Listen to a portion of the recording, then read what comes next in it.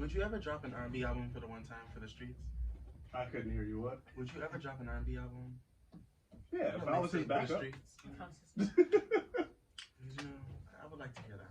I would be Denzel's backup singer. You can say that. We had a fake R&B group at one point before we were the Rhythm and Brewz podcast. Remember LSD?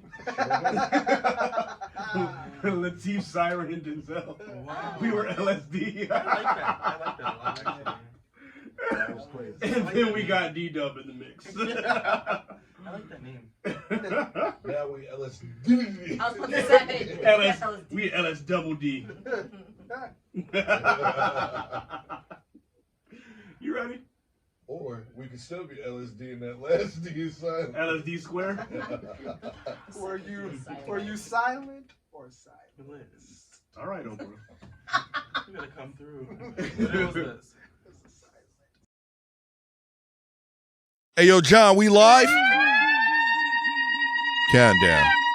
5, 4, 3, 2, 1.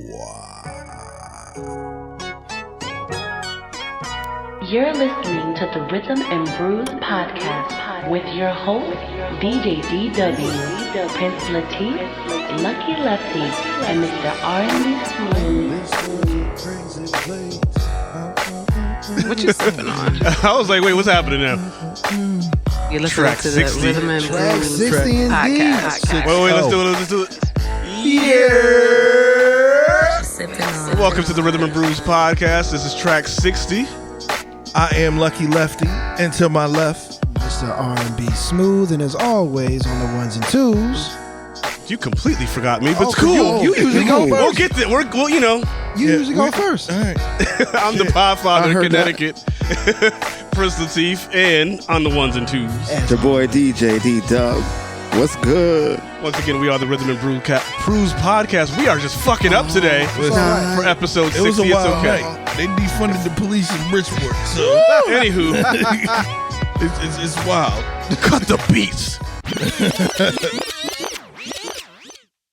And our special invited guest, Yeah. the great one. The immaculate. More range than a golf range. Golf course. I was going to say more range than a golf. Texan. More range than a Texan. Come on now. Erycka. One name. Just one. Erycka. That's it. Like Seal. Yeah. Like Sade. That was the goal. Right. Joe. Tell the people who you are one time. It is me, Erycka. Thank you for having me. What do you do?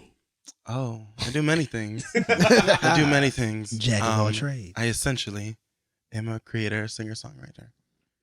All right now. I do the thing. I write things. I sometimes sing them.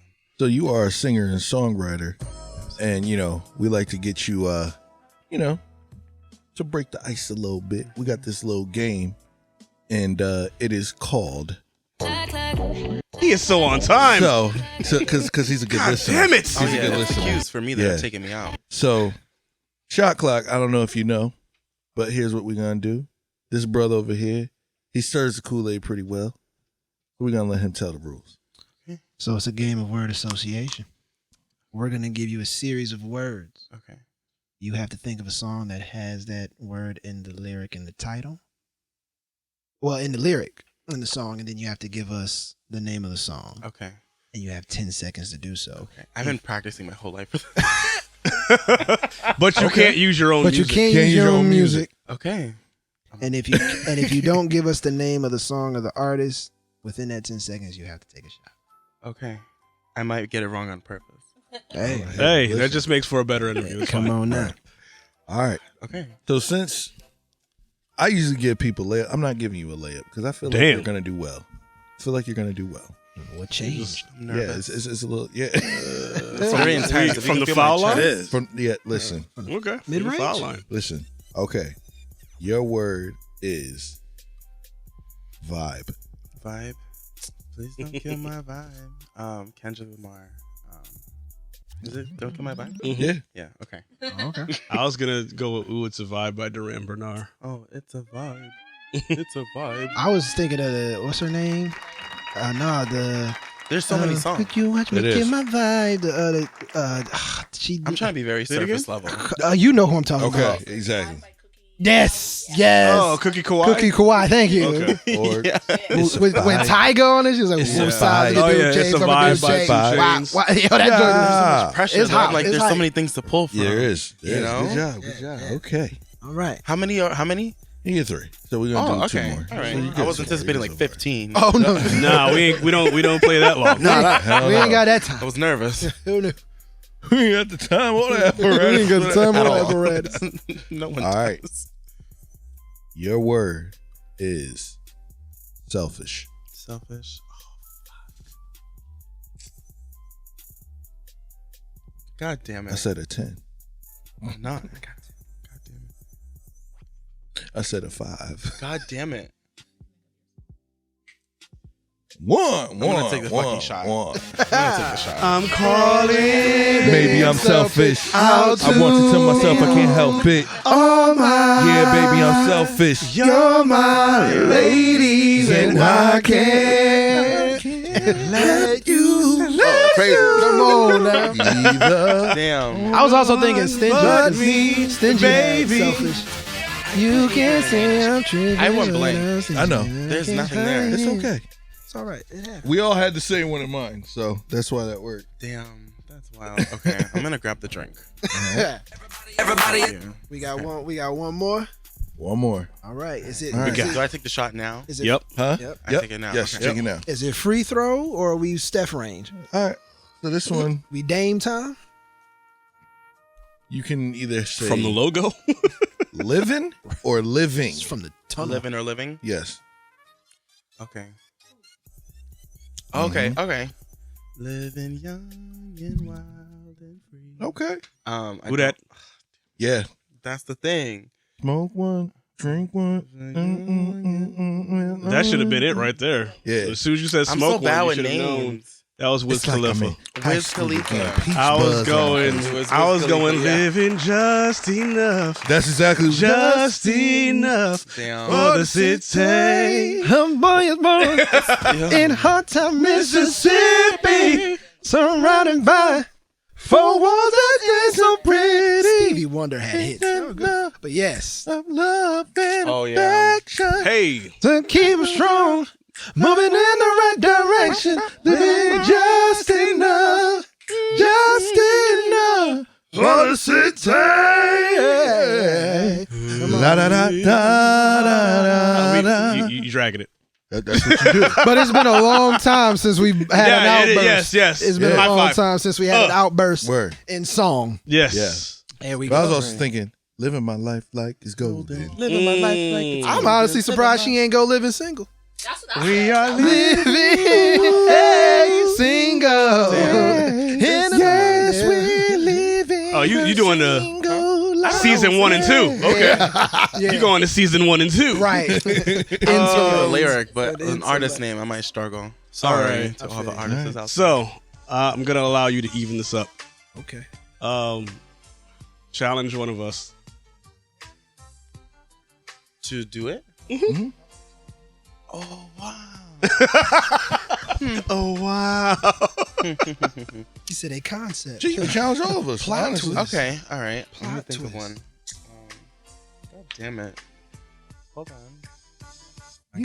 I got no problems, baby, and I got mine. Dancing. Ooh. Your word is dancing. Dancing? Yes. Okay. As a group. As a group. Y'all been in unison. Oh, come on. Dancing. She's a dancing machine. Automatic, systematic. Pop, jitty, pop. Ooh, pop, jitty, pop. Ooh, pop, jitty, pop. Yeah. Pop, jitty, All right. pop. Step, Who that though? Jackson 5. Dancing machine. Dancing machine. There we go. I don't know. You sound like you got another one. Well, I was given. Yeah, I see that you were given an assist. I was thinking, calling all around the Okay. world. I thought Are about you that one, ready? but I couldn't remember The name. Marvelettes. I could not remember The the name. Marvelettes. Danny, am I right? But is So were there a you- song I'm not sure about that one. So I'm you not sure trying to about get us that to one. take a shot right off? Yeah. Okay, go ahead. Oh, Okay. shit. Sneakers. Sneakers? Fuck. Sneakers. I'm Yeah. I'm waiting on you hip hop heads. word Yeah, because that's. R&B. But here's the thing, though. gotta do Y'all have something. to know a word with the song Sneakers. Or in you it. take the shot. Damn, Yeah. no one said that. Exactly. I mean, either way, I'm gonna take a shot. So however this goes, it's fine with me. Cause I can't think of sneakers. Air Force Ones don't even got. Yeah. They don't No. even mention sneakers. Oh, okay. No, there is one. There is one. Jesus, sneakers. I know who that is.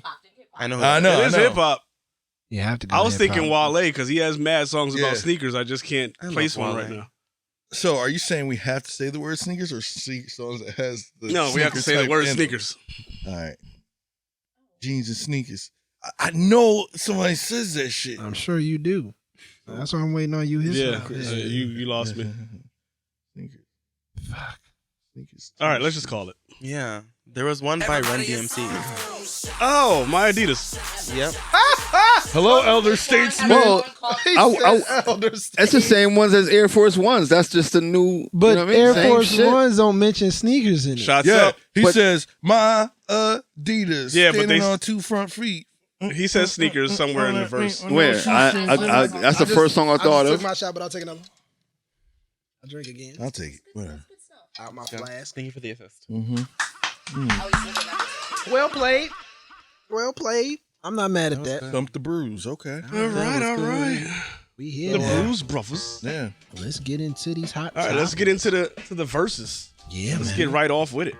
Trina versus The one before that. the one before that. No, we no. haven't talked about the one before that yet. What was the one before that?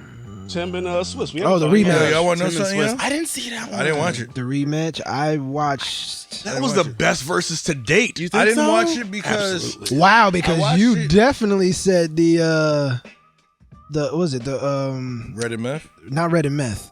The Oh, you talking about Ghost and Ray? Ghost and Ray, yeah. No, but what made this the best one to me though, there wasn't much talking between songs. Gotcha. They were both on an actual stage. Yeah, they were at Live. Yeah. They had the worst crowd in the world. Yeah, Yeah. that crowd was terrible. But it's the fact, like, they played a lot more than 20 songs. There was like 76 songs played during this 2 That's hours. how it was when they first did their verses. But that's why I think it was the best, because they just kept going instead of.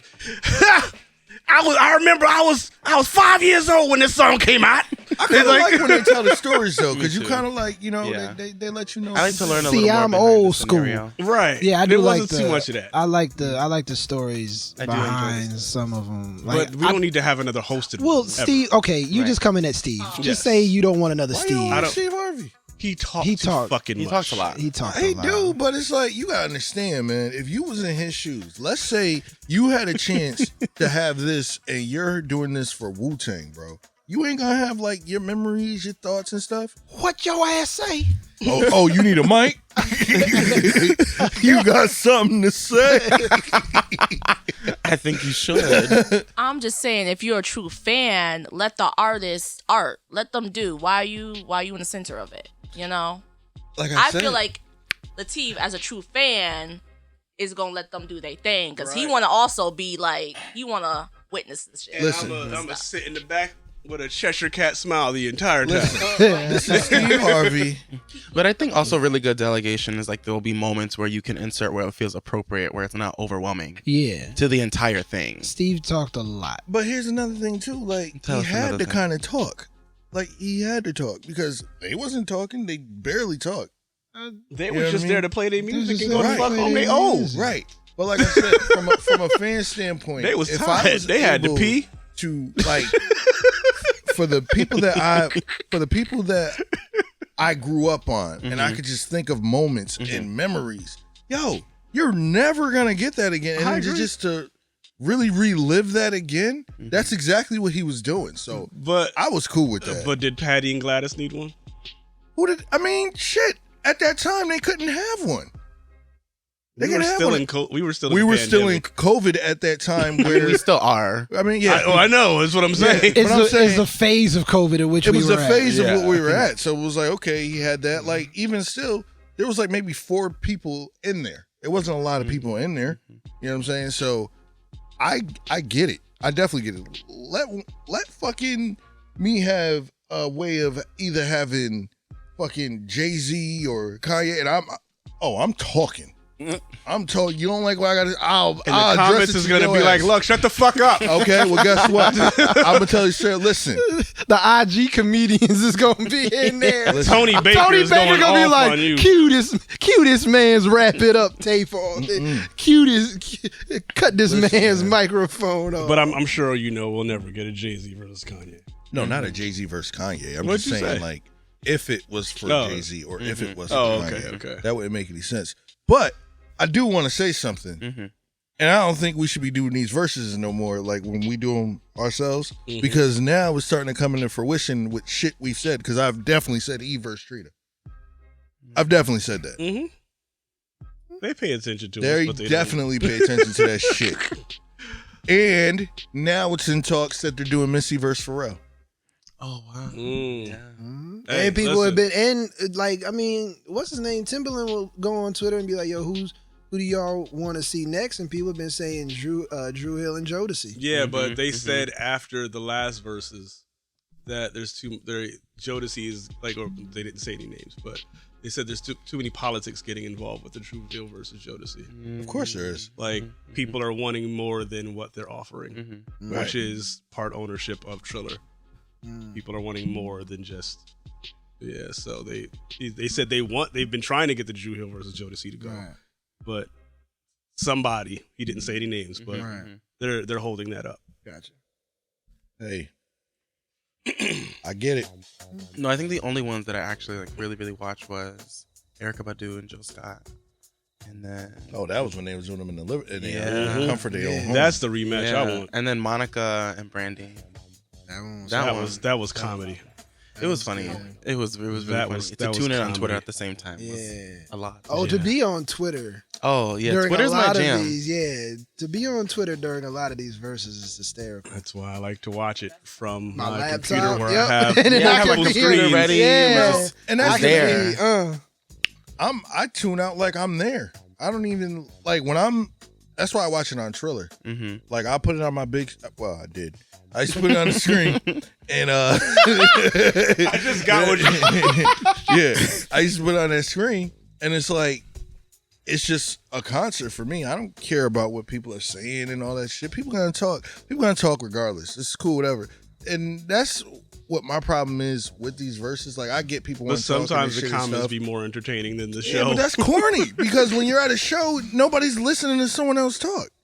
Like they're not listening to someone talk about, oh, this person look crazy. No, you're vibing out to the show, and that's what you do. Hey, everybody's trying to get that comment to go viral. We do the same thing. Yeah. So I also think it's a different environment. It's a different form of engagement. Yeah. And like you also do, some people are tuning in from their phone or from their computer, so like the access to it is there. Yeah. And I also think like, especially because we are in a pandemic and the phase where we were was so different, like people will do it anyway. And I think the height of like needing to like find some comedic relief through all of it was super present. And even not just on like a punitive way, but just on a joking way of like, did you see how Monica looked at Brandy? And like, so it was funny to tune in, and like it made it watching it more enjoyable. And for me, it didn't take away from like what was happening, because I definitely tuned in between the intermissions. I just don't look at the comments. I was like you. I watched Timbaland and Swiss on Triller. You see how so much there were no comments. No, there is comments, but you can move it away. Attention. Exactly. But what made it entertaining is they was talking shit to each other. Yeah. So you know, it wasn't like, oh, I love this song. I like when you play that song. Like it was like, nah, because it's hip hop. I'm about to tear you apart, nigga. Like, listen to this song. Get this nigga a towel. Right. Yeah. Get him a towel. His shirt was soaked. Now this Eve versus Trina though. I'm gonna say this. People are definitely saying, "Oh, this don't make no sense. It don't make no sense." It makes perfect sense. No, stylistically, it doesn't. It makes perfect sense if you think of the background of it. It definitely makes perfect sense. Oh, the two former strippers? Exactly. Okay. So, and what they become, so to speak. You know what I'm saying? Like, I mean, of course, Eve wins hands down all the way around because she's a billionaire. She's married to a billionaire. Listen, they get divorced. She's a billionaire. You know her contract? No. All I'm right. saying. So she's married to a billionaire. Marriage is a small business. It's so it's gonna be, for me, I think what's gonna be dope about it is I feel like Trina's gonna put out a lot of surprises. And Like the Trick only Daddy, way, that's not a surprise. no, I'm saying like the feature records she got. Like, Yeah. you know what I'm saying? She got records with Ludacris. She got records with I think she got a record with Hov. I do think she got a record with Hov. Got a record with Wayne. Got a couple records with Wayne. Like, she got some records, so it's gonna be very interesting. Just like that Soulja Boy and Bow Wow, it's gonna be very interesting. I don't think I'm tuning in for that one. Why? I don't know, man. Those two are. I mean, how many records? Well, they got records, but just Bow Wow was annoying. He is, and so is Soulja Boy. Like, could you imagine just I can chill with them niggas, yeah. 2 to 3 hours of toxicity? Hey man, listen. You get that on fucking Love and Hip Hop. So what's the fucking difference? It's an hour. Okay, so let it be a marathon. He's like, then what? He's like 60 minutes. Then a marathon. Then what? I don't watch it. Period. So there's that. Ain't never had interest. But the Trina, I'm gonna enjoy the Trina and Eve verse. Yeah, I think I will tune into that one. And I'm glad because I'm an Eve fan. I'm a fan of both of them, but I think people forget about Eve. Yeah. Eve doesn't get too much credit. Yeah, she doesn't. So I'm happy about this for her. Because out of the two, like, Trina's still in the eye, like we still. So for Eve to get this platform to really like remind people, like, yo, you did that at that record concert. Like, I got records. You know what I mean? So I'm definitely excited for this one. I'm gonna be tuned in. Yeah, I'm definitely gonna watch. Eve was someone I listened to a lot growing up. Yeah, especially because my mom. Not to say that any other woman is not strong, but he has such a strong presence. Yeah, in her music, I was just like, I'm a bad bitch. I want to get tattoos right here too. She definitely like gave me something. I was like, oh, this is dope. So I think I'm happy about this. Because I remember being I was down in Stanford one night. This was BC. Before COVID. Before COVID. Word to Prince, and we was at some bar and they had played Let Me Blow Your Mind, and like everybody was going crazy, whatever. But like I was in the middle, like spitting it bar for bar, and this one dude looked at me. He was like, "Yo, you know the words?" I was like, "Nigga, Eve has hits. Nigga, this shit was a bop. What you mean?" Like, yo, her B-sides too. Yo, facts. Like not even her major hits. What Trina gonna do when she drop You Got Me? You Got Me. The Roots. She was the girl rapping on The Roots by You Got Me by The Roots. I thought that was Erycka Badu. No, that was Eve. Wait. Oh, you're talking about the actual rap, not the hook. Well, no, and that was Jill Scott, but written. Well, sorry, that was Erycka Badu written by Jill Scott. But yeah, that's Eve rapping on that song back when she was signed to Aftermath. I don't think she's gonna do that record. She has to. She doesn't. No, I'm gonna be honest. She doesn't. That would be a haymaker, in my opinion.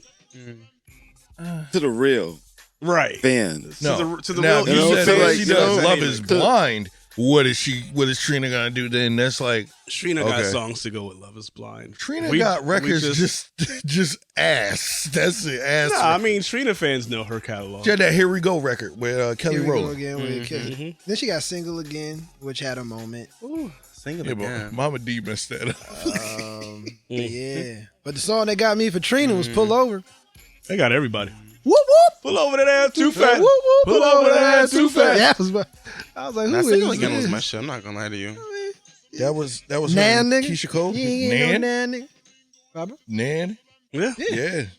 It's gonna be Slipping fun. and slide. Take it to the house. We on fire. Take it to the house. Yeah. Yo, it's gonna be fun. She got some She got records. But like Eve got fucking Alicia Keys.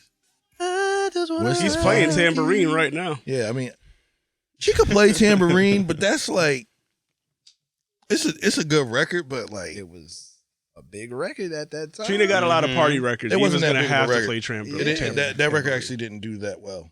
Which is crazy. Do you mean like because chart wise Like or like chart-wise? impact wise? Impact and chart because Nah, when she it dropped had that, Maybe Impact. it's Impact. I think remember chart it wise at is that one thing, time but for me. impact is another. I mean, Like, that It shit had was Impact. People Impact was was people really was showing showing playing off that. the she didn't have tambourine no every other. time it She came didn't on. have any other singles off that album. Evolution. What? I'd have to go and do that homework. I didn't. But I just remember that song. Yeah, that song was big. I like when I heard it in the club. out. It was Yeah. heat when it came out. So to say it wasn't impactful, I can't say that. But Yeah. I also don't know what it did on the chart. So, But I as far as what it don't was doing in think. the I mean, like, clubs, yeah. Because the charts was still a factor at that time. oh, yeah.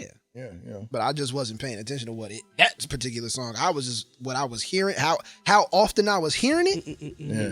means that like that shit was a hit, like Okay, I agree with you on that. Or impactful. Oh boy. the DJ just has a certain set, and maybe you were just there that many times, and it just happens to play every time in the set. wasn't every- because I know, But if it was in you didn't do hella places though. I don't go to like one DJ. different I don't go to events, I don't go to places where the one DJ is going to be there. Yeah. I'm just talking about like various DJs, radio. Like I was hearing that all the time. Like Yeah. I just Stop trying remember to discredit Eve, sir. not discrediting her. Shit, this is gonna be Swiss Beats. it's gonna be a fun night. it was listen. I loved it. It's a great dance record. I love it. I'm just saying it didn't do like the rest of her records did. That's all I'm saying. Oh, well, okay. I didn't say that. Yeah. I didn't finish saying anything. Well, we already established on last episode. You don't be saying what you think you be saying sometimes. Sometimes I be in the middle of talking and it's just I'm just like, all right, fuck what I'm saying. Fuck me, right? Oh man. But also one last not last hot topic, but one more hot topic. T.I. has announced he's dropping his last album and retiring. I guess all that trouble got him like, man, fuck this shit. I don't think it was that either. I mean, I think so. I think it's just the timing. I think that was good, but listen, you got to think. The name of the album is Kill the King. Come on. Right. It's goes based along- on everything that's going on right now. It goes off of his same thing. Heavy wears the crown. Kill the king. It's the same fucking shit. He's just going back with the genre. It's just perfect timing, and it's gonna be perfect sales for him. Is it? Because all of this, they're not canceling T.I. I'm sorry. Yes, they're not they canceling him.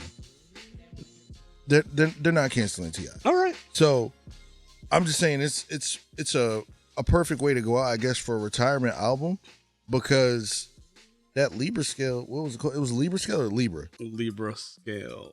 Yeah. So with that album wasn't that great. So it's been a decline in his actual albums. So okay, it's time for me to hang it up. And he's at that point. Okay. What? I'm not saying nothing else. What? I'm not saying nothing else. I just didn't want to debate it. All right. I thought you looked at me for No, I was on my phone looking for more topics. oh. Shit.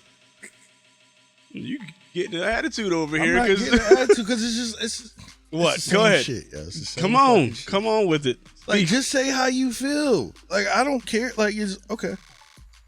I think he's gonna get canceled. I think this is his tantrum album.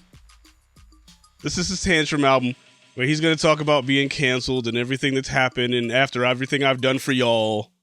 Because of that one single you heard. I didn't hear a single.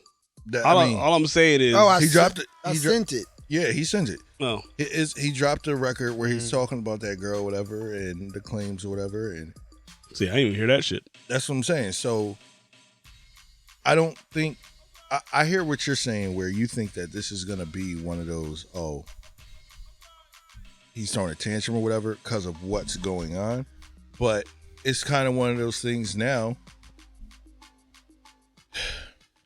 You have to kind of, if all this stuff is true, then it's gonna come to light. At the end of the day, it's gonna come to light in one way, form, or fashion or another. It's gonna come to light. But you rocked with T.I. until you heard that. You know what I'm saying? So it's like Everybody rocks with somebody until they do that thing. Am I wrong? Am I wrong? He's still getting his exposure in though, because he's been working with he did a skit with Country Wayne. Mhm. He did he just did a thing with All Deaf. Patrick. I don't know. Oh, you Oh, know. Patrick O'Neal. No, not Patrick O'Neal. The dude with the locks. Yeah. From All Deaf. So he just did a dad's joke Patrick Cloud segment with him. So we gonna see how long it takes them to cancel him. But right now he's moving around. He got the South behind him, man. Doing what he doing as if ain't shit going on. So we gonna see how it plays out. What do you think, Erycka? I'm not listening either way. So. But why? I mean, aside from anything else, I personally have never like been super invested into like T.I.'s music. Okay. Okay. I've listened to I've listened to his stuff, but he's not my favorite personally. Mm. And then especially after this, I'm like, I would feel more comfortable not engaging. I don't personally believe in cancel culture. I think it's very selective with like who it happens to and who it's more impactful towards. Well. Yeah, but I'm not gonna listen. I'm okay. Let's elaborate on that though. You say it's targeted. Well, they target who they go after or who it's impacted towards. Who do you think that is? Let's talk about cancel culture for a while. Okay.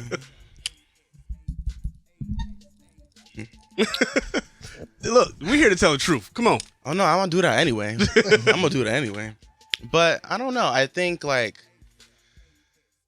cancel culture is really interesting. I think I'll come at it from a lens like this, where this is not specifically about T.I. or anything like that. But I think cancel culture inherently is really unhealthy. The idea of it, because I think like people come from different generations of learning and like socialization to behave and think in certain ways and think that things are okay. And I think people need time and ability and space to unlearn, and to heal and to process and to actually be like, this is fucked up.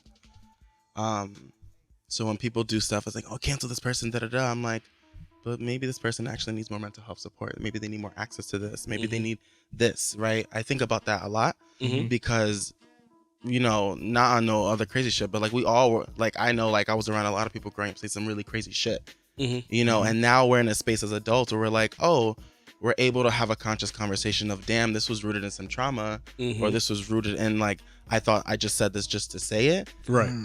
But if cameras were rolling all the time back then, like, I don't know if I would have a career right now or a growing career. And that's not to say I was out here wilding, No. but more in just sense of like, and I'm not going to call people sensitive or anything personally. I think people react how they want to react, but I think like there's a fine line. And then I think it also affects like Black and brown people in the limelight a lot differently than it does its white counterparts, to be very clear. Absolutely.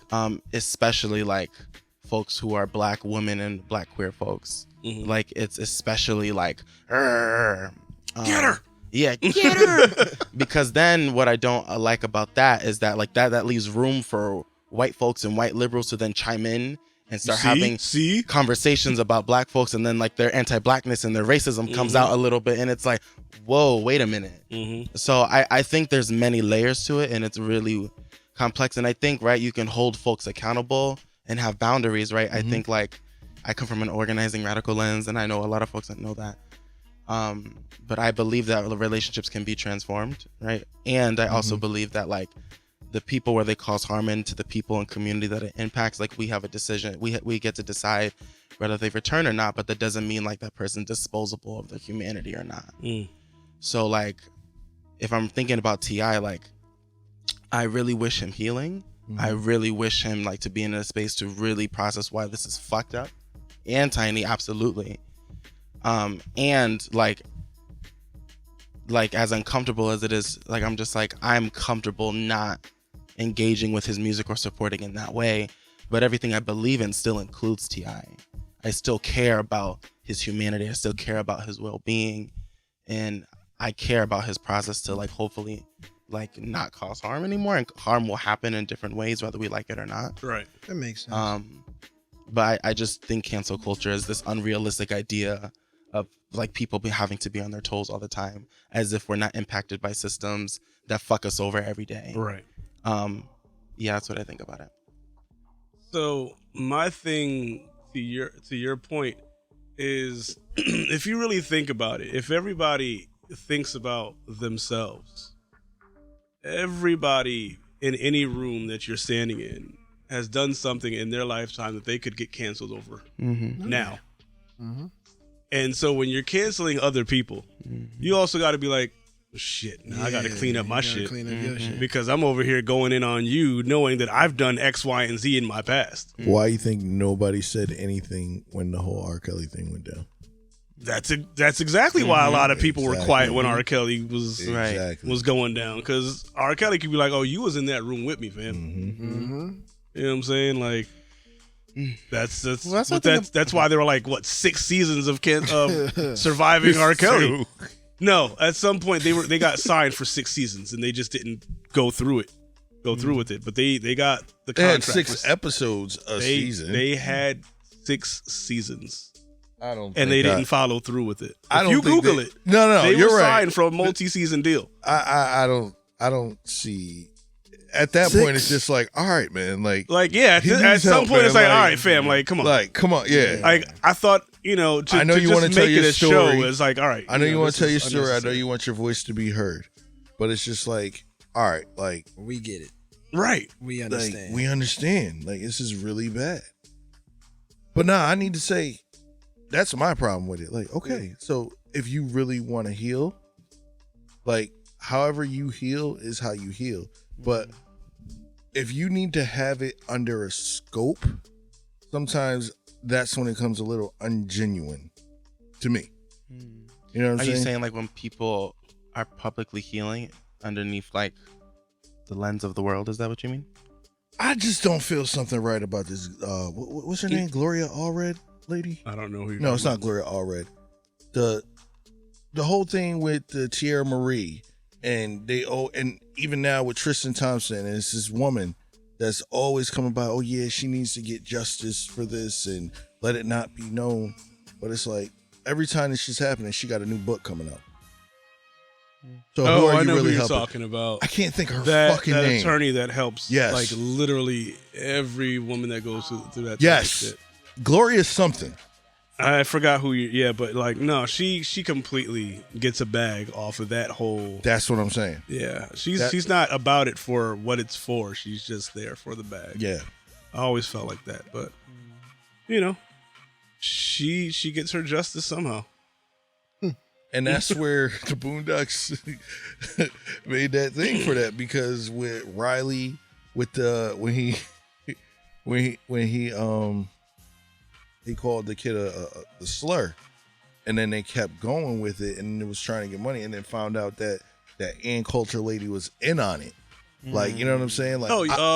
You know what I'm saying? Yeah. I thought you were talking about the R. Kelly episode. No, not that one. I was lost. No. It was like season 4, season 3. Yeah, that was like that was after what's it called? It left. Yeah, after AmERYCKAn left. Yeah, so like that's how I feel like she makes it seem. Yeah, but and it's kind of not fair to the person that's actually going through it.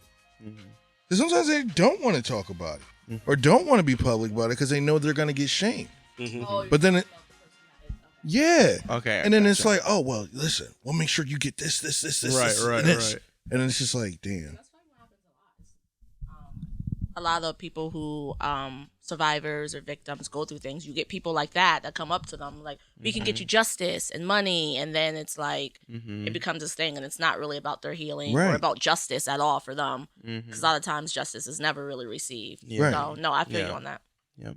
Yeah, it's just a high profile case for the attorney. Yeah, and that's what they want. Yeah, that's their job. Yeah, because besides R. Kelly, all this other stuff has just been to get money out of the person, not this person needs to go to jail.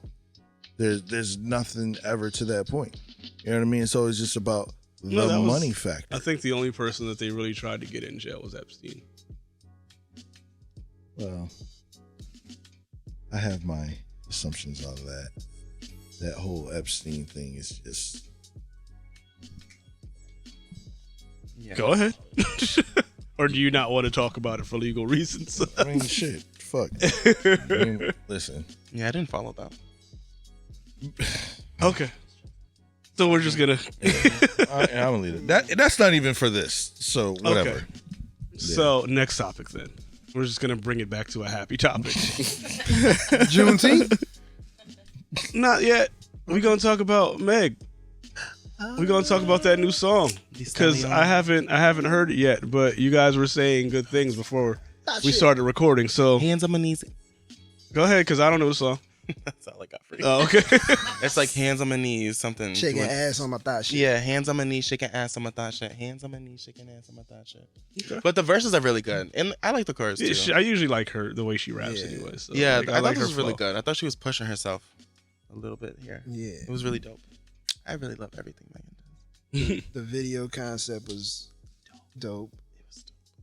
You know, I get what I got the gist of what she was saying. Like the same people, like the same men who like trash her in the comments, saying like, because it's like a politician or some shit.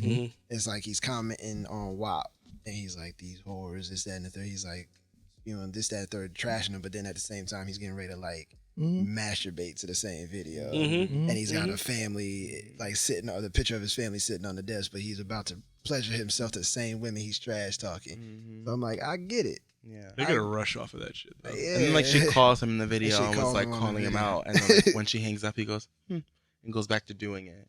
Yeah, so it's pretty much what it's like. Yeah. I thought it was really dope. So I like it. Yeah, there was a lot of things about that video that I loved. I think especially that message. I'm like, yeah, it's like you're gonna do what you do regardless, and I'm out here live my life. I haven't seen it yet. It's I really think cool. Denzel sent it to me like late at night, and I was like, oh, okay. No, yeah, he put it in the group. Yeah, like I was like, oh, okay, I'm going to sleep. Yeah, no, I haven't watched it yet, but I know from what I saw from the video stills, it looks like it's dope, and she was already talking about how, like, you know, what the gist of it was with, I'm good behind closed doors, but I'm not good for like everybody else to see. So it kind of brings it back to the same shit. You know what I mean? Yeah. Yeah. All right. I think the video was also dope too. I think like, I think as a woman, like I'm in music and like I do a lot of different things where a lot of the rooms are like heavily like masculine and men. And I just think it was really dope to kind of just be like, I think it's just always dope to see women in general like really like standing into their femininity and sexuality. And like doing it anyway, and it's not an easy thing to do. That sometimes feels impossible. And so it was just really dope to watch this video and like her specifically like kind of tell that story a little bit, and be like, I'm still out here doing this thing. I think it was really motivating and like, yeah. And it's, you know, what's weird though. It's even still selective of who they allow to do that. Yeah. You know, because they trash Megan, but they love Nicki. They love Little Kim. They love, you know, Foxy at one point. But now Megan does it. It's thought shit, and we need to stop listening to it. Like I don't get it. Like, yeah, I mean, you can even say the same thing to Nicki Minaj. That was what continuously happens to her throughout her career as well. Nicki Minaj the only reason I would disagree with that is because of the pedestal that Nicki is on as like the queen of hip hop, so to speak. You know what I'm saying? Like where Meg is not there yet. So it's like, it kind of seems like all that is why Meg is not getting there. They try to make it, that's why Meg's not where Nicki and Cardi are. And even Cardi is not where Nicki is.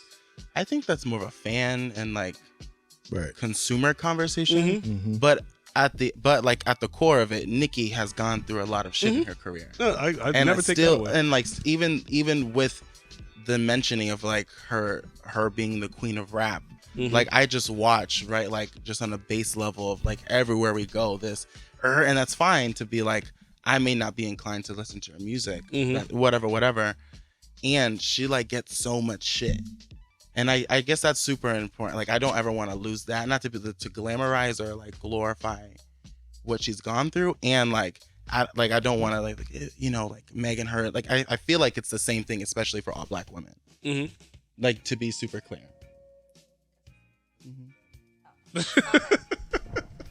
To Latif's point, I think the difference really is in the generations in terms of, I think Nicki had a lot of men backing her when she was coming up in hip hop. And I think during that era, there was a lot of, and like, let's be real, men are still controlling music. That's just the thing. But I think they controlled it so much to where that's why there's always one woman at a time, right? And that's why Nicki held that position for so long, because they kept that so controlled. And I think we're now in an era where it's reemerging almost to where the 90s were, where there's more women right now in rap and hip hop. And early 2000s. And I think that there's more ownership in terms of what we were talking about with Meg, like really controlling her femininity and sexuality in their music. And I think why men are so mad now is that the women are now sexualizing themselves in a way that it's not the men controlling that. And so, like, I think the difference in terms of like Lateef and like what he was saying, I think there was more backing in terms of Nicki, in terms of like the male powers in hip hop, right? I think they were like, this is the one that we want to prop up and support. And I think right now there's a lot of confusion about who do they want to support, right? Because I feel like there's so many more women out here doing it now, and that they don't even know what to do. They don't even know what to do with themselves. And I think that they're kind of mad about it because they can't try and control their careers in the same way, because streaming is different. The way people are able to release music is different. And I think it's allowing women a lot more freedom that, you know, Nicki wasn't allowed to have in a certain way. So it's almost like a positive and negative towards Nicki's career, because she did go through a lot of things. And I think that there was still a lot of, like, you know, probably stuff that she didn't want to do or could have done differently. I don't know. But I think having that support of like, oh, this is Lil Wayne's one, she's on that team, and like she kind of had that. And I just don't see the men in hip hop supporting the women that are out now in that same way. And so, like, that's the only difference I kind of really see. I hear what you're saying. I hear what you're saying. I also still low-key disagree. Because, like, especially, like, when I'm thinking about New York and all of, like, the male rappers out there and, like, being around them, did not have a lot of support, especially when she was going to pop music. Like, there was a humongous disconnect of men supporting her throughout her career as she was getting super mainstream.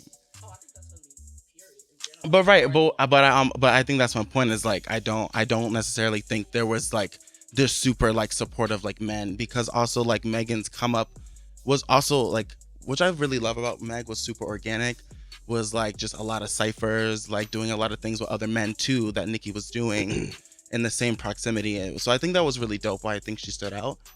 But yeah, I don't know. I definitely think like, so let me not say men, I'll say certain players in hip hop. Yeah. And that's what I mean.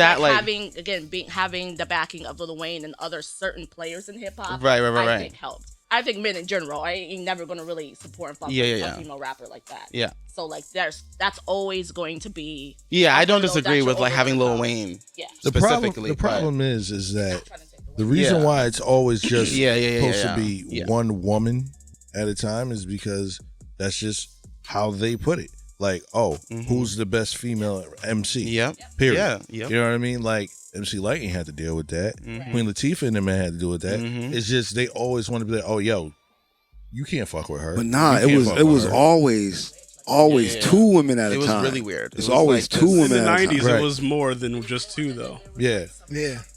Right, and then something But it was always like top two. You know what I mean? It was always like, you know what I mean? Right. I can Light, Moni. It can be Roxanne, it can be MC Light versus Queen.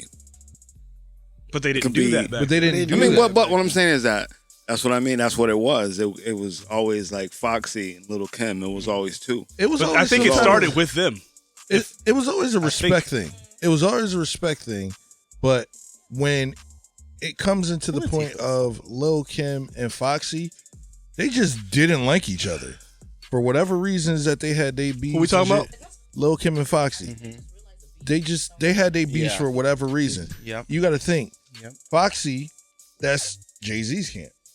Kim, that's Biggie / after Biggie died, Puff's camp. So Foxy has to be that number one chick. So really, if you really think about it, it's the Diddy and Jay. Oh, this one got to be better. Nah, you got to be better than her. Nah, you got to be better than her. And that shit just changes, and then that's when they develop their own problems and other shit like that. The reason why, hold on. But with Nikki, the reason why she was able to flourish at that point, Remy was locked up. Mm-hmm. No other female rappers had that mainstream stardom other than Nikki. Nikki worked hard. I'll give it to her because she started with Gucci. Max B, really. But she started with Gucci. So, and then that catapulted over her going to Wayne, which was the smartest thing in the fucking world. Like, you got a man that womanizes like there's no tomorrow, but you got one of the hottest women on the fucking team, and she's dope. That's the smartest fucking thing you could do. Okay. So what were you gonna say? I forgot. What I was gonna say is, like, to the point that we were all making. You were saying that it was people behind Lil' Kim and Foxy saying you got to be better than her. You got to be better than her, rather than collaborate with her. There was no ladies first with there was Lil' Kim and Foxy. There was no ladies night, not tonight, like with Lil' Kim and Foxy. Like, they were always pitted against each other to the point where you said they started having real problems with each other. Because honestly, it was quiet, but it was like still kind of a little beef because it was competition. Like, at the end of the day, Big is gone at this point. So Kim is in limbo, but she has Diddy behind her. Foxy coming up allegedly had Jay in whatever situation they had going on, and she's about to be the one. You know what I'm saying? One of the dopest rhymes she ever had was on Jay-Z's record. The Ain't No Nigga record. I honestly think she came off better than him. Okay. Like, you know what I'm saying? So it's like, at that point, this is gonna be Big. Let me rephrase it. Yeah, this is gonna be Big, and this is gonna be the female Jay. That's basically, I'm thinking that's how they had it. So it's like, you're gonna put them against each other. Oh yeah, she's sexy, but you can't spit like her. Oh, she's sexier, but you can't spit like her. So it's like, it kept going back and forth, and then both women being from Brooklyn. You from the same place, and you don't fuck with each other. How else do you think that would have went? It's hard because, again, it's all male led. It was male led. It's gatekeep from the beginning. Exactly. It's been male led, and that's my point. Like, I'm not the hugest Nicki Minaj fan, you know that, but I will never take away from what she did for Pink Friday. You know what I'm saying? Like, that shit, the dopest shit. I'm like, oh, okay, I fuck with her. I get it. But me being such a Kim fan and thinking that one-sided mind, oh well, that's just Lil' Kim again. Which in a sense it is, but no, Nicki surpassed that. She's definitely surpassed that. She's surpassed that. She's definitely surpassed that. Because now there's so many cutouts of. Because Nicki could fit in so many genres. Yeah, I mean, like, remember she had that whole. That super bass. Right, super bass. I was gonna say, what's the name of that? Allegedly, that was supposed to be Kim's song, but EDM. She had that whole EDM. Allegedly, that was supposed to be Kim's I seen that interview. whole lane. Allegedly. And I'm not saying it's not true, but I'm just saying. Okay. So, like, if I'm trying not to be biased, I was listening because I've listened to, like, Lil' Kim's newer stuff. Yeah. Like, her last whatever. That was. 9? Yeah. I listened to it. And, I went back to that interview, like, that was my thing. Now, I don't want to take away that. There may be validity to that. We'll never know. But if I'm just listening to the material, and then I'm going back to that interview, I'm like, was it really, though? Was this the thing? Because she tried to do the thing on 9, and it sounded messy. Like, that album was not good. Like, it was just mixed beats from Logic Pro that sounded weird that I used on my first EP in, like, 2017. You know what I'm saying? Like, and that's no shade. And I'm just like, you could do so much better than this. I mean, and that's another thing, though. Like, when you take certain hiatuses and how everything has changed, you're gonna sound dated. Hate to say it. Remy, love her.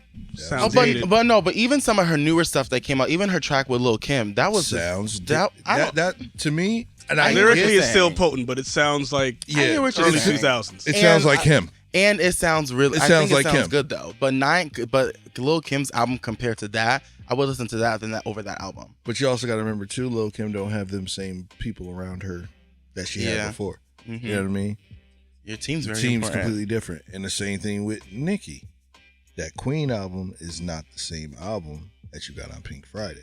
Yeah, they're very different. You know what I'm saying? Yeah. Completely different. Right. And the sad thing about it is she could spit. Mm-hmm. Because when she spazzed on that little intro or whatever before the Dreams record, after the Dreams record, she spazzed on that shit. Yeah. I wanted more of that. Yeah. I don't disagree.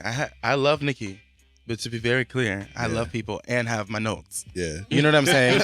And even with hiatuses, to your point, Juanita, teams are important. Yeah. So even with hiatuses, like there's still an ability to create something that's dope. Yeah. And fresh. You know what I'm saying? Like, because like at the end of the day, like with the team, that's what they were doing during that era. Yeah. That is still capable. Like, which is why I also think like I think about Beyonce too. Like she still sounds very fresh because she's very smart and her team, whoever that may be. Right. So it's very capable. The problem and Lil is, Kim is hella capable. The problem is once relationships, like actual feelings, Yeah. get involved in certain shit, that's when it like starts to be a little crazy. Yeah. That's why I'm like, aside from like all of the other things that like I will never be a part of. Yeah. Just the ability to create something just on a base level. Yeah. That sounds good because Lil Kim is just that fucking dope. Is possible is really what I'm like. This what's really like underneath this. You know what I'm saying? So speaking of creations, we have a great creator in the building. I like the segue. Go ahead. Yeah. That was a great segue. Yeah. I just want to know, first off, if you guys are just tuning in, I know we ain't live, but if y'all just happen to tune in. If you just walked in the room while somebody had this playing. Exactly. If you just happen to.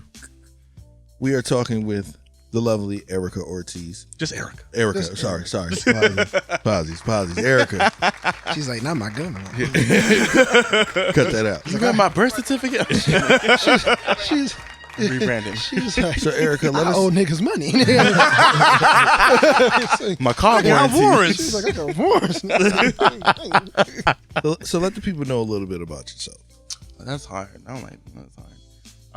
Yeah, I'm a creator. I write songs, I make them. When I'm not creating, which is really hard ever, I'm a community organizer. I do a lot of work in relationships. I do a lot of political education work. I'm a caregiver. I'm a friend, somebody's daughter, somebody's niece, somebody's somebody's nemesis out there. Who knows? But yeah, I wear many hats in my life. Word.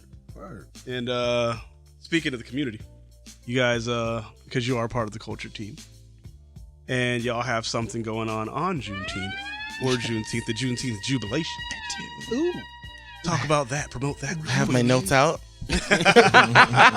Appreciate the notes. Listen, they're just dates. But Juneteenth is happening on the 19th. It's Cultured AF and Fresh in New London.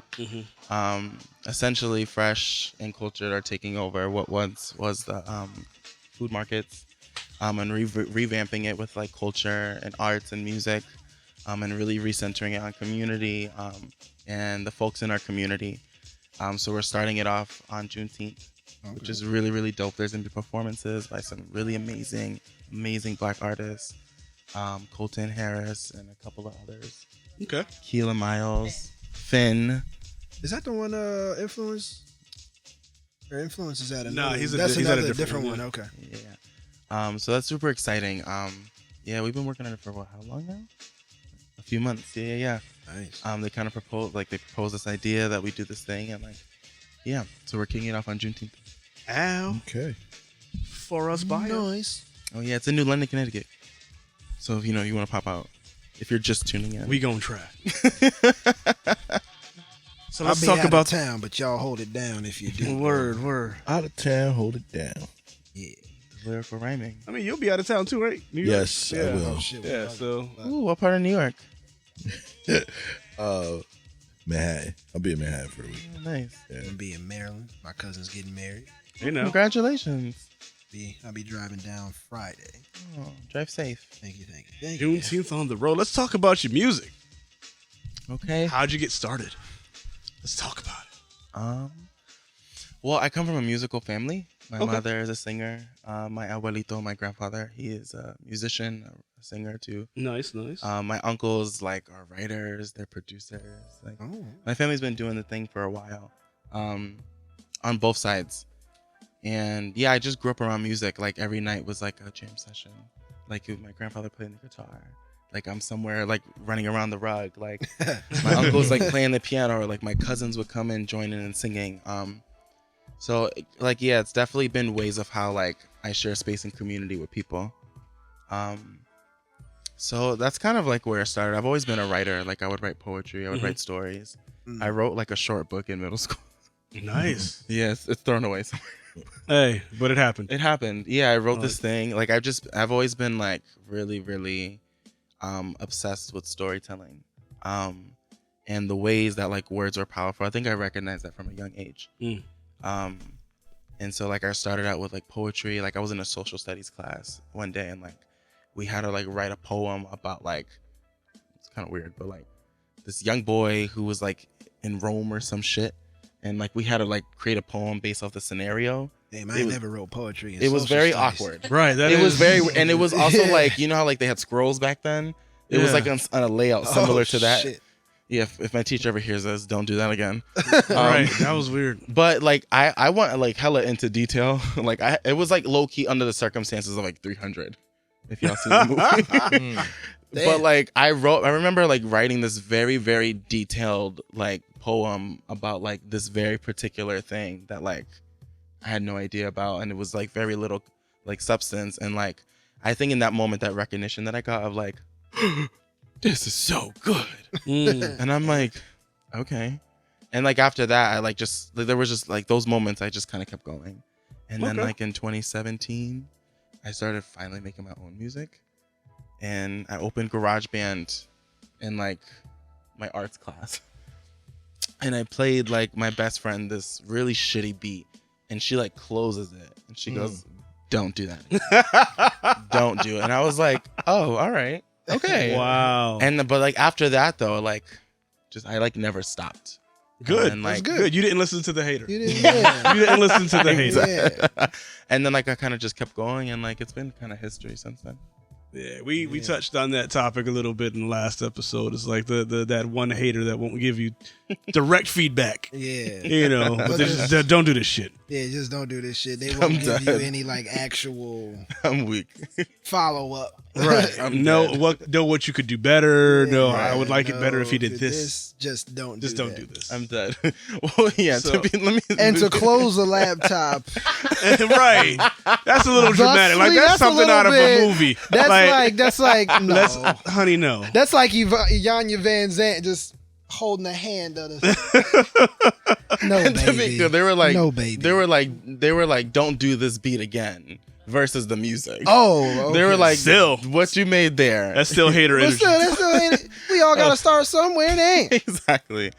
But no, they're my biggest supporter. And also too, during this process, they have now developed language to be able to offer like, I think this would sound better, or like da da da da. Growth. Yeah. I think it was like it was a lack of language and understanding. growth. But it was like, yeah, we grew together. We love- And so like we throughout love the to process, they're hear like, it. I don't know what it is, but the drums kind of sound off. Did you do Okay. it yourself? And I'm like, yeah, Maybe. maybe. Right. So it was cool because I didn't go through it alone. Okay, Essentially. okay. So it was kind of just like also too like the teacher was like, put the shit away. And they were like, yeah, just don't do that again. And like we'll do it another time. Got you. So when did you start working on your first? Like when did you say, all right, fuck it, I'm gonna just do an EP now, or a body It's very of random. work? It was super random. How does that happen? Basically my first songs that I ever made and produced was called Emotions. Okay. And that song, like that was during the time I was participating in this thing. And then like I ended up submitting that recording to like The Voice. Okay. And so then I ended up getting a follow-up of like, hey, come do a private audition for us. I know. So the point of that was like, once I got that email, it was right after I finished like mixing my first song. And I was like, they like my voice. I just made a song. This could be a thing. And so I got super excited. And so that excitement like made me go really hard. So then I just was like creating and writing just to like get whatever I was going through out of my body. And then like one day I was like going through like my computer and I was like, oh, I have like 30 songs. I should probably see what this means. And so I FaceTimed my best friend and I was like sitting next to my uncle and I was like, could I do a thing? Do you think so? They're like, sure, you should do it. I'm like, okay. So I started researching on how to like what that meant to put it together and put it out. And then originally it was like 4 songs and then it ended up being like 8. Out of 30. Out of 30. And then I was like, okay. And then I realized I learned about TuneCore and like all this shit. Right. And then like I put it out like 6 months to a year later. And like I was like, oh shit, okay. And that was like in 2018. What's that process like to go from 30 songs to 8? Like how do you narrow those down? I think I'm a very honest songwriter. And there were certain things that like were really just like meant for me only. Gotcha. And I think like I think also too some of the songs that I was more nervous to put out, like there was one, I can't remember the name of my own song, but basically like I wrote it after like a really, really like bad place in my life. And I put it out randomly on SoundCloud and I had Facebook at the time and like I had like 5 people go, this meant so much to me. Wow. And so like I was like, oh, that's weird. That's cool. That's weird. Why is that? I don't know how to take compliments. So like my reaction was like, yeah, reaction is kind of crazy. You can connect. I don't know. But like I had to get over my own imposter syndrome. Keep being you. Yeah. Like what does that mean? You thank you, random citizen. Yeah. Like you're being nice. Who does that? Like what? Don't be down. Like don't support me actually. And then like I was like, okay, so I went back and listened and I was like, this is what I actually feel comfortable sharing out. Got you. And sometimes even then like it's kind of just getting over the anxiety and I'm like, I'm still feel weird about it, but like here you go. Cause like I have a song called Sober on my EP, Erycka, like my self-titled one. Right. And to this day, like I don't listen to it like that. Although it has like a very up-tempo, like acoustic guitar approach. Is it because it brings you back to that place you were when you wrote it? Yeah, like I never really talked about my process of like, trigger warning of like substances and alcoholism, which runs in my family. Yeah. And so then I wrote a pop song about it. And I was like, oh, sounds dope. Wow. How many pop songs we got out here in these streets that's about some wild shit? Big facts. So it was really cool. I think it was like just really cathartic to get it out. So do you feel like sometimes like you said, you didn't go back to that record, but do you feel like sometimes you don't listen to some of your songs again because it might keep you in like a box when you're ready to create another record? Ooh, that's a good question. Actually, I think when I'm creating, I go back to my old stuff more. Okay. Because I really like to listen to, so I really pay attention to like all aspects of what I do. So like I don't like to repeat the same words a lot. Like I don't like to. So I also go back and like listen to the structure and I'm like, okay, I love this, and what about this do I feel like I can do stronger in terms of like process, writing, and like also like just making a record feel more full, or more emotional if that's what I need it to feel like.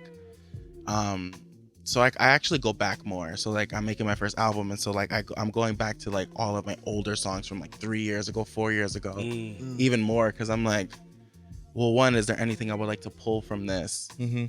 And then 2, I'm like, that kind of sucked. Yeah. You should like not write like that again. Yeah. Now, the reason why I say that, because you have, the different artists like within rappers, they usually don't go back to what they did, because it's like either it's very like toxic or it's very,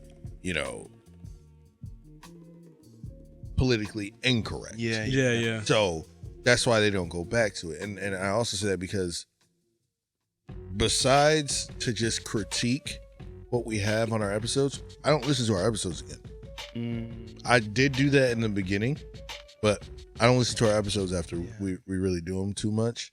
But like if I'm watching the video and stuff, then like critique, okay, hey, this is what we need to do here. But I feel like by me going back to that episode, I will keep myself in that mind state. So I just try to keep going forward and just like, okay, so I'm moving on to the next thing because, in my mind, we have 150 to 200 episodes to keep going and keep going. Yeah. So that's what I'm thinking for my mind. Yeah. So that's why I asked, because I wanted to see if you feel like it might stifle you a little bit. That makes a lot of sense. I used to do that with my live performances. Yeah. Like, I've never watched that shit yet. Yeah. Look at this. But I'm like, the angle was off. I don't like this, but I go back. I still cringe to this day. But I try to go back sometimes, and I'm like, all right, if I'm at this angle I don't like, what can I do? Yeah. Without, being like, so at least at the end of the night, I feel better. Yeah. And I'm also growing and like my performance while performing live. What inspires you to write? The music in the background's really killing it for me. I love it. I'm like, I'm really thinking. Yeah, right. Catch the beat. Trying to catch It's in the pocket like wireless. I got the house. I can't call it. I got the swerve like I'm motivated and inspired. I'm like, I was going through other problems. I mean, if you ever feel if you want to do a freestyle, you can play something. That's okay. I can give you harmonies and ad-libs. That's all I got for you. But yeah, so like, what inspires you? I think all things. I think like I'm a sad girl at heart. So like I feel like I really write my best like when I'm in the darkest parts of myself. I can agree with that. Yeah. And I think life really inspires me. I think I'm in a really transitional pace of my life where like the things that I would write from before like is not the source of where I'm writing from right now. Yeah. So like it's actually challenged me because like I never knew how to write like a happy song like that. So like the music that I'm writing now, like my song Daydreams, like it's actually like happy. And so like I had COVID at the time. Yeah.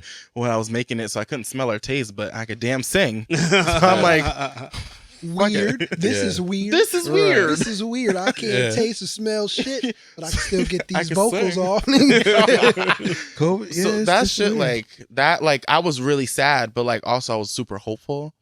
So like I think like that weird transitional, like I don't know what might happen to my body here, and like I still feel happy and able to create a happy song. I think that like kind of shifted for me, like the ability to write in different places that I hold. But yeah, I naturally just write. I naturally feel like a singer-songwriter, like approach to writing a lot, because I feel like a lot of my pieces, I love it to be conversational. Yeah. And I also love pop music. So like I just also love when like shit is really sad, but it's like dipped in like honey and sugar. And like the production's like ba-ba-ba-ba. And I'm like, yeah. Like if you listen, it sounds fun, but then when you listen to the words, you're like crying in the shower. Yeah. That's right. my There's vibe. a lot of examples of that, but I just can't think of any right now. Yeah. There's a whole lot of pop records. Right, because you be listening and it's like really listening to the lyrics, like this song is sad as fuck. Exactly. But I'm dancing. Hey y'all. Like, what am I Hey y'all. doing? Hey y'all. Hey y'all is a breakup song. Yo. It's a breakup song. Because when you really listen to the words, like, this is a fucked up record. But fuck it though. Right. Shake it, shake it. Y'all don't want to hear me. You just want to dance. Like he said, if nothing lasts forever, then what makes love the exception? Like, Yeah. and we were so happy in denial. And I'm singing this shit in karaoke word for word. Yo. Like, and Fingers just the. Why are we so in denial when we know we're not happy here? Y'all don't want to hear me. Y'all just want to dance. Don't want to meet your mama. Just want that shit's toxic. Just want to make you come. Don't want to meet your daddy. Just want you on my caddy. What a time. It's very toxic. Yeah. What a time. Wow. It's a great song. Hey, It's a great song. Giveon got some toxic shit that go off. Giveon. I be hearing about him on the Twitter. Have you listened to any of his I've heard I've heard a couple songs by him just because I know his voice. Yeah. I couldn't tell. Like one just came. Yeah, on he has a yesterday. very distinct voice. Yeah. He has a very distinct voice. So when I hear it, I'm like, oh, this is Giveon. But I was driving and I heard a song and I knew it was him, but I couldn't tell you the name of it. But I've been meaning to like actually sit down and listen because I've been hearing so much about him. Still Your Best is toxic as hell. Yeah. One of my favorite Giveon songs, but super toxic. Okay. Stuck on you a little bit, And too. I've been meaning, like, I was gonna tweet, like, what's some good toxic R&B that y'all be listening to? Just go listen to "Still Your Best" by Giveon. Yeah. Because you're gonna be like, I fuck with the song, but damn the lyrics though. Yeah. You know what song? I mean, it wasn't really pop, but I think it was. But it had people like bopping. Was Remember You? For Wiz Khalifa and The Weeknd. Yeah. Oh, I love like that's that my song. favorite song. Like that's honestly one of my favorite Wiz Khalifa and Wiz, and it's honestly my favorite Weeknd verse and hook because so many like at that time that it came out, I remember like so many girls was in love with that shit, and I'm sitting there and I'm listening to it. I'm like, are y'all listening to what this man is saying? Yeah. His music is Like toxic as the drugs he's on. Yeah, like I was like, are y'all at all listening to what this man is saying in these words? Oh, really? You don't like him? I could get with Purple Balloon mixtape. House of Balloon? House of Balloon. I'm about to say Purple Balloon. Yeah, I didn't hear about a Purple Balloon. I was ready to go tune in. I was like, when did that drop? Was that during quarantine? Because it's a purple balloon on the album cover. That's what Yeah. Oh, okay, yeah. But yeah, that's the one I get with when he was like really on. Oh, he was on Michael Jackson reference shit. Oh like, yeah, okay, nah, this is- he was And then heavy. a couple in of that. records, but then like shit. Next, he had Next, Shit. Wicked Games. I all remember that buying shit. one Weekend album. do you think it went, as he started to go mainstream, is when you lost like your connection to him? I mean, yeah, that's probably it. But also, he has a lot of records that should have came out that didn't come out. I don't know if it was because of I agree clearance with or whatever you. it is and stuff, Yeah. but he had some dope records. He had some dope records for Kanye. That I think Kanye just ended up giving it to him, but this one record Kanye had, it was crazy. It's called the Tell Your Friends About It record. That was Kanye's record. I didn't know that. He did that beat. Wow. Kanye did that beat. He had a record to it, threw it away, gave it to The Weeknd, and I'm just like, all right. I see what he's doing. A lot of Weekend songs are stolen by Drake too. That's why that's the whole basis behind their whole beat. Oh, wait, I didn't know that. Yeah. He's a usurper. Like Yeah. Jay-Z, but that's another conversation. So back to you. Yeah, that's what I'm saying. So exactly. That was good. So, we've been talking about these mainstream artists and things like that. Hey. Who is your dream collaboration? Ooh. Songwriter? That is hard. Songwriter? Damn. Vocalist? You must have been producer. in my head because I was going to ask her who was like her top favorite writer. Yeah. Like who was her inspiration? So you was in my head. Like when you're not. I don't like that. When you're. I don't like that. I don't like that. I don't like that. When you're, not on your music, because I know a lot of artists don't listen to other music when they're trying to make their own. Yeah. What are you listening to? What do I listen to while I'm creating? Yeah, like that's your dream hard. collaboration. If they're like, "Hey, Erycka, I want to do this record with you," who would that person be? Damn, that's so hard. That is hard. Just one person. Okay. Damn. SZA. Mm-hmm. I could definitely see that. Yeah. I would definitely do SZA. I could definitely see that. Yeah, like she's such an amazing writer. And like her voice is like out of this world to me. And yeah, I think like a lot of her production choices are like a lot of similar ones that like I would gravitate towards. Mm-hmm. Also Normani. Can I ask, going back to SZA, is there a certain era of SZA that you like? Do we like TDE SZA, or are we talking about SZ and the A that never dropped SZA? I'm so upset about that. I listened to all of it, but I'm very upset. She actually inspired my song Daydreams, a low key. Okay. Because she has a lyric that goes, "Diamond dreams that's in your bedroom." Mm-hmm. And so like I love that line. So I actually love that era of SZA a lot. Right. Because a lot of people weren't listening to her like that. I like the S and Z era of SZA more than I like the current SZA. Okay. And Control hits really deep in my heart in different places.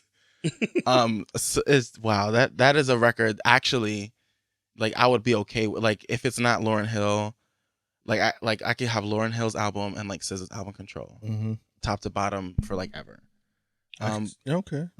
I think that is such a dope ass body of work. I think like it is so honest. That's what's dope about SZA. Is she's so honest, like in ways that like people, like I even watch people like that I know of or associate with like uncomfortable listening to her. Yeah, because like, well, I can't vibe with that girl. I'm like, girl, shut up. No, like they felt some type of way off The Weeknd and stopped fucking with her.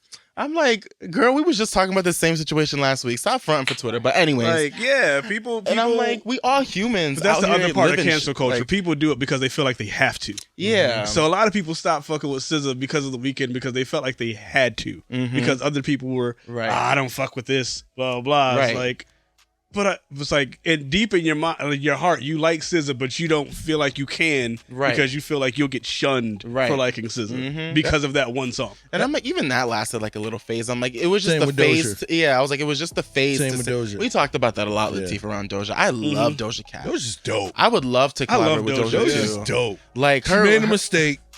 You know, it was stupid. It was very stupid. And even then, like a lot of the information that was out, a lot of it was like not real, and some of the stuff were like fake. And even that, I have feelings around that too, around cancel culture. Wait, and to be very clear, how it shows up differently for darker skinned Black women, and like how it showed up for her. Do I say that all the time? He says that all the I time. like to be very clear, right? Like I want to be clear. Yeah. But also too, like what I have, my feelings around this is also similar to Daniel Caesar. I have feelings about Daniel Caesar. I'm like, Black folks have we have the right to be like, we don't want to listen to you, and that's fine. You know what I'm saying? Like, that's fine. But with Doja Cat, I'm like, you know, from the information that I know of, right? Like, raised by a white Jewish mom, blah, blah, blah. This is her proximity to whiteness. Right. It's her anti-Blackness is going to inherently show up because it's what she's in proximity to. Right. And so it's not to say, oh, we can hold you accountable for whatever the circumstances may be. But it's a way of doing it. And I'm also like, do not forget, like, this is still a Black person affected by shit. You know what I'm saying? And like in digesting ideals around her identity, and whatever identity crisis that she may or may not have been going through. Right? I'm like, and even with Daniel Caesar, where like his proximity to whiteness and him thinking white that girl say nigger, it's okay. Right. Guys. Like he whatever his mindset was of like, I'm close to it. I have to hold on to it. So this is what I'm going to result to. I'm like, sometimes it's like a survival tactic to cape for white folks because we think it's going to save us. Nope. And I'm that's exactly what it is. Right. And so when Justin Bieber features, like, so when Justin Bieber's on his shit, I'm like, I'm seeing other folks, and I'm not mad at them. I'm also just like, I'm not mad at Black folks. I'm like, I just want us to heal. I'm like, you know, because we end up hurting each other more, which is essentially what they want to happen. But my point is like, Justin Bieber's on here on some bullshit, getting locks, doing this, doing that. You know, saying some wild shit at a young age, right? Yeah. Looking like, like him off, though. Right, he shaved it off. Looking like Grinch fingers. Yeah, This so is looking like y'all write think doll. pieces for like y'all wrote think pieces for Daniel Caesar, but I'm seeing y'all still digest this white man who thought like he had the room and the space to complain about not being nominated for a Grammy for an R&B album when hella Black folks are not being nominated or even recognized at all. Right. Because you think you put an 808 on the album and you went, that it's now R&B. And so now you want, and this is the thing what happens that we don't pay attention to, now you put out a more R&B album, you lead with Peaches, the shit was pop as fuck, and you put Justice on it. And then you include inserts of like Black revolutionaries that have nothing to do with the narrative of your album, and people are digesting this shit. Wait a minute, what? Yeah. He put... Yeah. Huh? And the next song that followed up was about his white wife. It's called Justice. And then he leads with Peaches as the single, which is the Usher, most what the fuck? I was just about to say, it has the most. Somebody needs to get on the horn with him. I ain't know about all that. Yeah. Because I was like, Peaches, like everybody was bumping I don't Peaches. listen to it. I don't listen to it either. But I You did sent us the record, the remix. Yeah, you There's did. a remix? You sent us With the who? remix. I sent the other day. remix with Snoop, Luda, and Usher. Oh, I'm not listening. Because I was like, I can It's funny because when he I sent can it, get I on just board. okay. I never knew that was his record until they like told me because I'm like, oh, this record's kind of dope. I'm like, oh, I can Even get the on lyrics board. it's him. But I like it because he doesn't have any verses. Like Who? he's Justin. Oh, okay. Like he's just really just for the hook. Like everybody else is doing what they doing. But that's And so I'm like, intentional though, because you know yeah. who's gonna listen. And even the lyrics, like, I get my peaches out in Georgia, I get my weed from Cal. Like, I'm just like, What a badass okay. bitch. I'm like, We I'm got like- it then for when, Erycka again. oh shit. You're right. Who would you want to produce an Erycka project? that's so hard. Yeah, like who would fit the Erycka sound? Damn, I don't know because there's like I try a lot of different things. Mm-hmm. She do dabble. Yeah, I dabble. Like, so who I'm working with right now, his name is Houston. He lives out in Windsor. He's a dope black producer. Because a lot of I feel like I'm finding my bag low key, and like I'm still hella experimental. But like retro music is actually my shit. Like, when you say retro music, could you elaborate? yeah, I'll elaborate. Like I like the very like experimental funky, like it was like this really cool time in like the 80s and like 90s where like pop and rock and like alternative, like it was just like this really weird fusion where everyone was just trying shit. Oh, okay. Correct. And so yeah. Mm-hmm. And so many others, like there's also a song too, like how he says that weird way, Caribbean Queen. Oh, you talk about Billy Ocean. Billy Ocean. Yeah, like that era of music where it's such a fusion. Yeah. I feel like that's actually where I love to fit the most because there's so much room for creativity. Mm-hmm. And so like the music that we're making, like it's kind of around the realm of that. Cause like my album right now has some folk inspiration. It has some singer-songwriter stuff. It has like some like poppy stuff. Like there's like a really big fusion. So I don't actually know. I feel like the name of the album is. The name? Kendrick. Okay, it's a number. It's a number. It's a number. The title. The title track is a number, like the album. Well, the title. Yes. Yeah, the title. It's a number. Okay. There was many things, but it's a number. Okay. Yeah, I've had this idea for a while. Okay, go ahead. Yeah, so like I'm like going with that one because that feels really representative. What is that idea you're writing? She there's a reason why she says the title is a number. She's still working on it. Yeah. I thought you were talking about. Sorry, in my head, I'm thinking that you're talking about something that's already out. Oh no. Okay, No, that's something you're working on. Yeah. The album's gonna have a very concise 11 tracks. I love it. Yeah. Thank God. Yeah. For Thank you for not putting out 60. No, I'm joking. Oh, yeah. we don't need 80 track albums no more. We never did from the beginning. Right, Chris. Double track, doubles albums, 50. A, B, got, tree. You got 30 on there, and then you release a double, and there's 26 more. Yeah. I really care about Rollout, and I really care about the storyline. Yes, yo, we was just. Yeah. Go ahead, Denzel. Talk about it. Go ahead. Tell me. Man, listen, me and my boy, shout out to Symphony Swing. We was just in the studio Thursday right here at G Studios, and we were talking about rollouts and how a lot of local artists and independent artists like around the area, and Symph was like in CT, he realized like a lot of artists don't understand rollouts. Like with their projects, like they'll just put things out and they won't, like there's no promotion, there's nothing, like there's no anticipation. It's just like, here, a project. Like no one understands rollouts and everything like that. So the fact that you understand that shit is dope. So yeah. Let's talk about the strategy. How does that strategy go? I feel like it evolves a lot. So I feel like I've been having an epiphany around like my audience and like engagement. But yeah, I think about my favorite albums and like how invested I was into them when they would like come out. I think about Britney Spears eras. Like I think about like the whole thing, and like I'm like, I want people to listen, and like, what is the incentive for them to feel invested into it? So like, yeah, like my music will let you learn about me, and then like, I'm also very creative. I want my rollout to like catch your attention. Like I want it to catch my own attention. Like I want it to, like if I'm looking at a rollout, I'm like, this makes you like Planet Her with Doja Cat. Like she's been committed to an era so far. And that to me, like there's so much attention to detail. There like just the overall consumption. I'm like, damn, this is dope. Yeah. And so when I'm creating my own, I'm like, what about my own stuff do I want to put out there that when I look back at this, I'm like, damn, this was dope. Like the attention to detail, the way that I was trying to be open and expansive and like also push myself. I think like the real work is the music, and then it's afterwards. Like it's you put it out, and that's a big triumph, and then it's the afterward. But then there's part. more work after. Yeah, like that. Yeah. Like we were just saying on the train here, like typical like promotion is, for one song is like 3 months to 6 months, depending on who you're with. You know what I'm saying? And like also, independent artists don't have access to 3 months to 6 months promotion money. Right.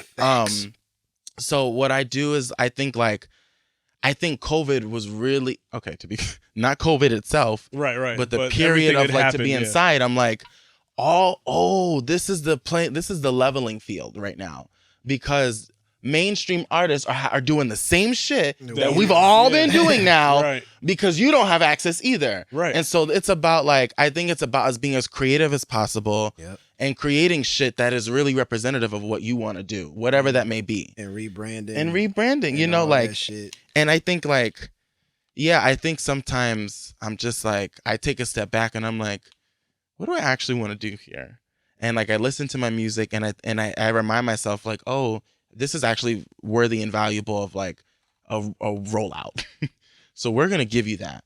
So I'm going to pull out my camera. We're going to do something. We're going to shoot some stuff. We're going to go on a rooftop somewhere. We're going to go in a basement somewhere and edit stuff. Like, like we shot Love Me Harder, my music video, and Cultured Studios in the basement, like in the you know, where the, with the gallery spaces, the unfinished side.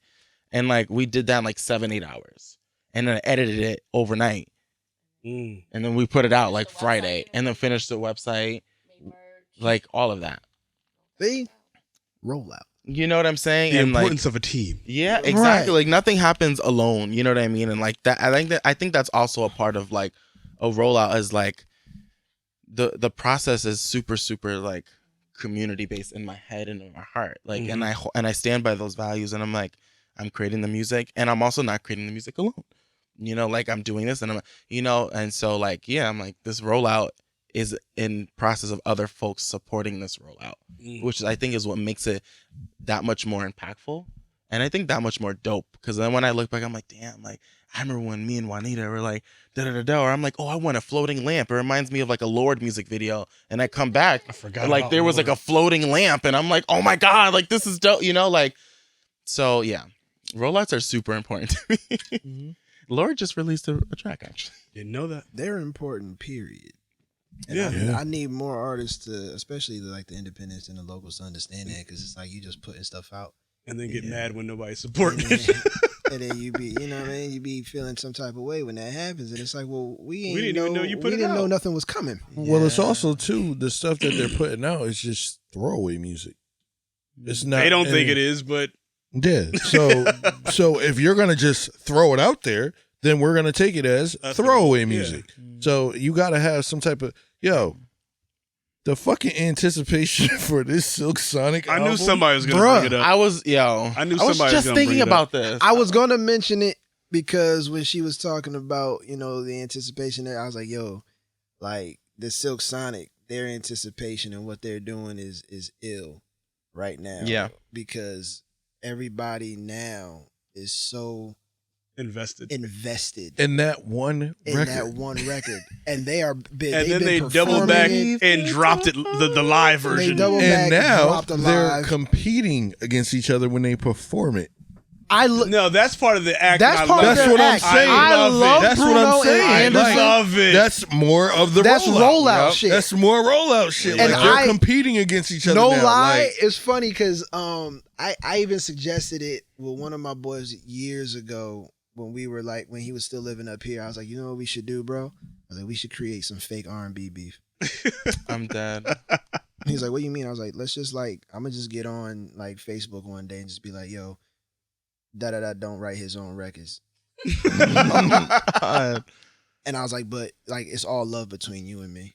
But they're gonna take it as one way. And it's gonna invest because like and then now, you drop and a duet. And then we drop a duet or some shit like that. Because that's part of the rollout. So like when I see them on like Twitter and shit, like I'm dying because I'm like, yo, this is brilliant. Like this shit is genius, my God. Like and because when she was saying like because we've been in quarantine for so long, they've got to do the same shit that we as independents have been doing. Like even when they pitched trying to get onto the Grammys, Bruno wrote like a whole dissertation shit. He was knowing like, damn well they was already knowing damn well. He was like, yo, we're some out of work musicians just looking to perform. And we're like, nigga, y'all know they gonna have you got the biggest record out right now. You already know they got you. Yeah, come on, y'all opening this bitch. What you mean? I'm sure their marketing team was like, when you announce who's performing at the Grammys, do not mention them. Don't mention them. But because we got something going on, like, I'm dead. Yo, their rollout is awesome. Like I love how they do it. It's just the anticipation is crazy. It is crazy. But yeah, man. Any other things you want to say before we get in these last calls? Plug Anybody? yourself. Plug yourself. Plug yourself. Drop your mejas. All right. Well, yeah. Like all of my social media is like the same. It's Erycka Ortiz. ERYCKAORTIZ. No underscores, no numbers, no letters. You know, just the letters. Did you get your Instagram back? I did. Well, okay. Well, so actually, what happened was like, there's a spam page. Right. That's what I'm talking about. And like, I'm like, it was never mine, but I'm like, it's been like that for like 2 years. Yeah. So I'm like, I need people to like report it so I can get the username. Yeah. So that way I can just take out the Ortiz. So it's just simple Erycka. God. Well, not that my name's simple, but like, you know, simply it's just Erycka. Yeah. And I'm like, I hate that it does that, but you know. Yeah, I got lucky right. early because when Instagram started with iPhone only. Yeah. I remember that. Mine, you can't have it unless like I'm the only one that has it that way, and if they do have it, they have to have like a dot or underscore in it. So I get why you want that. Yeah, I'm like, it's cool that no one has my name. Like I can have it just straight Erycka Ortiz. You know what I mean? Like my name's not long, but it would be cool to just have like one word. Yeah, I like things that are like really clean and like some like, you know, I like that. Concise. Exactly. So you know. All right. Yeah, well, we did something because they taking something else down from us. I just got a notification. Are we? Yeah. God damn. Okay. Let's get these last calls. Who's up first, Z-Dub? I say Denzel. Oh, Okay. okay. Well, the year was 2019. All right.